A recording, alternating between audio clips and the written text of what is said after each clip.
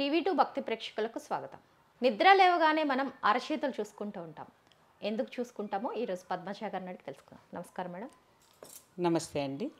నిద్ర లేవగానే అరచేతులు చూడటం అనేది మన పెద్దవాళ్ళు మనకు నేర్పిన సాంప్రదాయం. ఇప్పుడు దురదృష్టవశాత్తు మనం నిద్ర లేవగానే సెల్ చూస్తాం. అరచేతులు చూడటం అనేది మర్చిపోయాం మనం. కానీ అరచేతుల్లో ఏమంటారంటే ఒకప్పుడు చెప్పేవాళ్ళు కరాగ్రే వసతే లక్ష్మి, అంటే చేతులు పై భాగంలో మహాలక్ష్మి ఉంటుంది, కర మధ్యే సరస్వతి, కరం యొక్క మధ్యలో మనకు గీతలు అవి ఉంటాయి, వాటిల్లో సరస్వతి ఉంటుంది.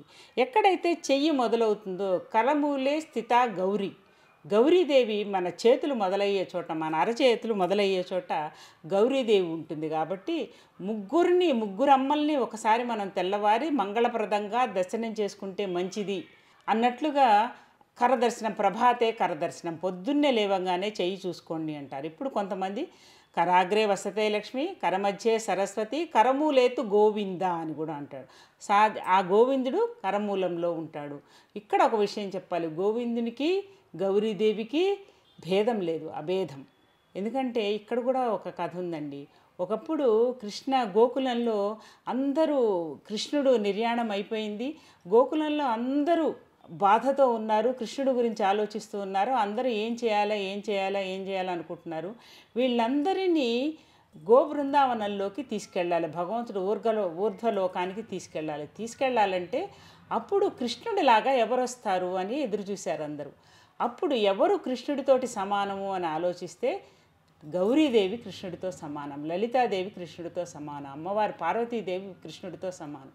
ఆవిడ వచ్చి అందరినీ గోలోకానికి తీసుకుపోతుంది, ఈ గోపికలందరినీ, ఈ కృష్ణుడి అనుచరులందరినీ ఆవిడ. ఎందుకంటే కృష్ణుడికి ఆమెకి భేదం లేదు. కాబట్టి కరమూలేతు గోవింద అన్నా కూడా తప్పు లేదు. కాబట్టి పొద్దున్నే లేచి మంగళప్రదమైన మన అరచేతిని మనమే చూసుకుంటే, మన అరచేయి మంగళప్రదమైంది, మన చెయ్యి మంగళప్రదమైంది అన్న స్పృహ మనకుంటే ఈ చేతులతో చెడు పనులు చెయ్యం మనం. కాబట్టి మన ఉదయాన్ని ఒక మంచి మంగళకరమైన ఆలోచనతో మొదలు పెడితే మన రోజంతా మంగళకరంగా ఉంటూ మనం మంగళకరమైన పనులు చేస్తూ ఉంటామని పెద్దవాళ్ళు ఇది పెట్టారండి. కరాగ్రే వసతే లక్ష్మి, కరమధ్యే సరస్వతి, కరమూలేతు గోవింద అని దండం పెట్టుకోవటం ఎప్పటికీ మనకు మంచిది.